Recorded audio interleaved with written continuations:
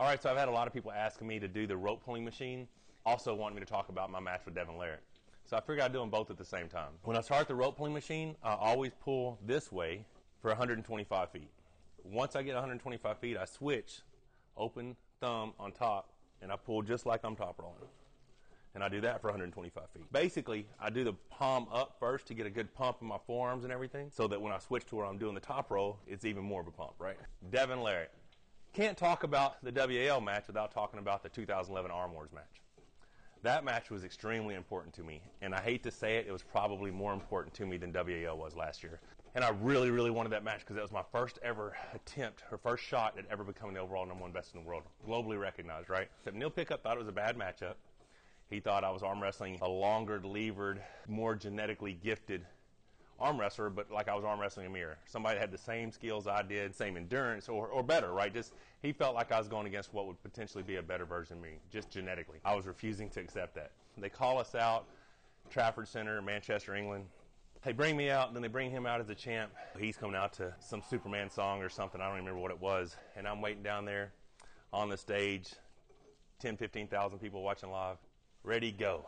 I get the slip, right?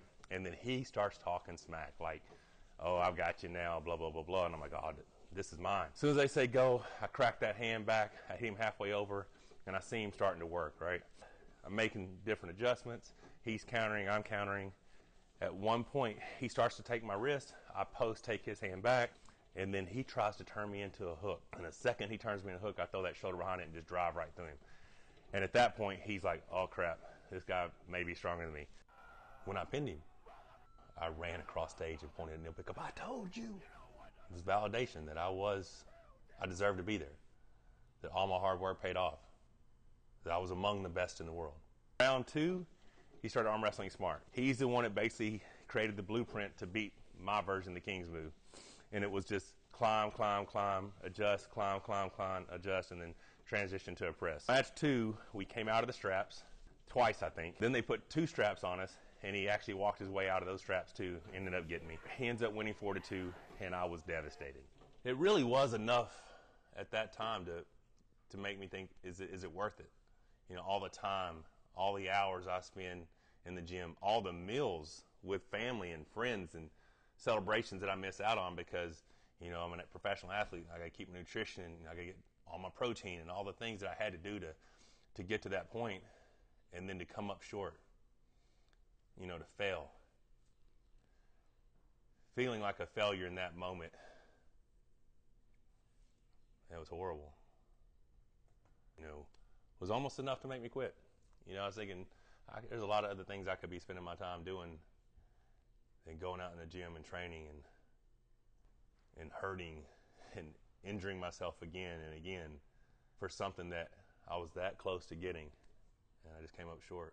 That was in the moment. That's what I felt like then. You get home, the defeat's still there, but you're like, fuck it. Let's get back to training. Fast forward to 2018. Devon had, you know, he'd been 225 guy, 14, 15, 16, 17. Now he's up in the supers at 260. Yes, the match meant a lot to me to prove that I should be legitimately the WAL champ, but it was no longer for the overall #1 in the world. So it did help me. We were all sitting at the table, and he was talking a bunch of shit about how he had my hand beat, had my wrist beat, and I had nowhere to go. And I said, do you really think you're the best arm wrestler in the world? He said, right now, I think I'm the best arm wrestler in the world. Having him say that and then coming out on top did validate the fact that I was amongst the best in the world at the time. You know, Devon and I are pretty cool. As soon as he meets up with me, he's wanting to feel that right arm, right? So from the time we meet until the match, just backstage before the match, he keeps trying to grip up with me.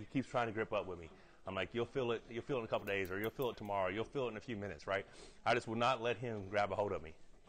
And I think because of that, I got in his head pretty bad. I've been watching him all season, and I knew that once you get heavier, you're a little bit stronger, of course, but you do sacrifice some endurance. Because, I mean, I've been over 300 pounds, and I was really strong, but, you know, I didn't have the same endurance. I was watching him pull Jerry. See, he got a little winded. Watching him pull Matt, and watching both of these guys give up to him because of the fact that it's Devon Larratt and he doesn't lose long matches, so I better give up so I can get a better start the next round. I wasn't going to do that. I knew that if I could put that dude in deep water, I felt like he would gas before I would. Come out, you know, he's like, it's time. We get up there for the first match. Slip, We get the strap. He starts to go. I false start or whatever. I get the little test bump in, as Neil Pickup calls it. Realize that I'm going to crack his wrist. So the first official start, boom. I clamp my hand, no cap, hit hard, bust his hand back. He's in a defensive position. Now, if you watch 3 times in that first match, he tries to open his hand and walk through my hand because that was his path to victory in 2011. I changed up one thing, which eliminated him from doing that. So he'd open his hand, close it, open his hand, close it.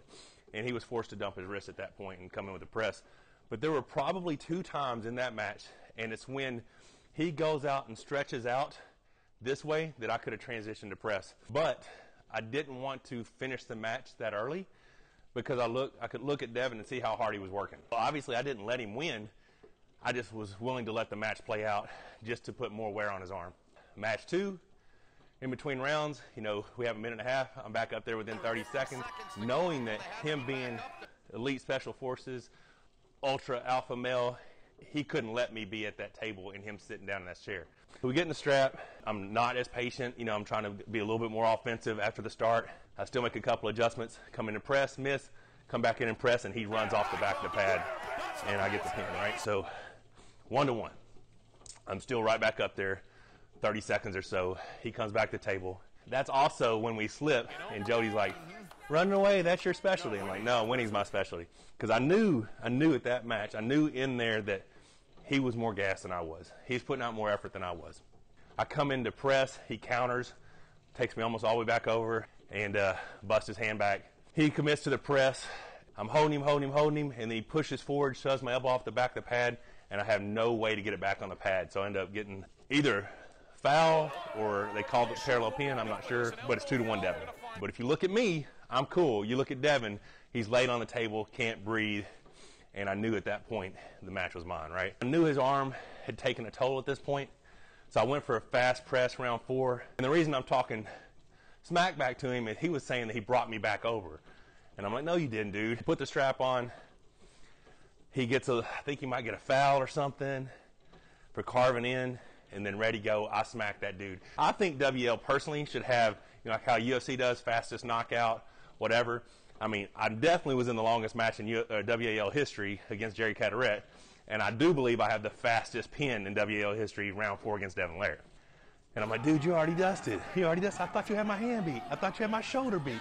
You ain't got shit. All that goes back to the interview a couple nights before at the restaurant. Match 5, we go in. I want him to quit. You know, I wanted him to quit so bad, so I just held off. May have had a couple opportunities to finish the match, but I wanted him to quit. And then, hell, we're 2.5 minutes into this thing, and I'm realizing this guy's not going to quit. I'm going to have to transition and get him out of here. Have you ever seen Devon Larratt dance around the table like that? He was in that match to win, and he left everything on the table. So all the respect in the world to Devon for that match. It was an amazing match. But it's just my time. To be able to make him play my game, which was not take 90 seconds, be back up there in 30 seconds, to take probably the most technical, diverse arm wrestler in the world to his limits, it was pretty awesome. Winning that match was huge for me. I caught a lot of fucking hate for, you know, the fact that WL has squishy elbow pads. Some pictures look like my elbow's off the pad, but it's not. And I showed you guys the actual point of my elbow versus all the bone growth that I have. A lot of hate. I cheated, this, that. But, man, I'm cool with it. I'm a competitor. I'm going to do what I have to do to win within the rules. Now it's my 3rd season in the WAL, and I'm trying to take home that 3rd hammer.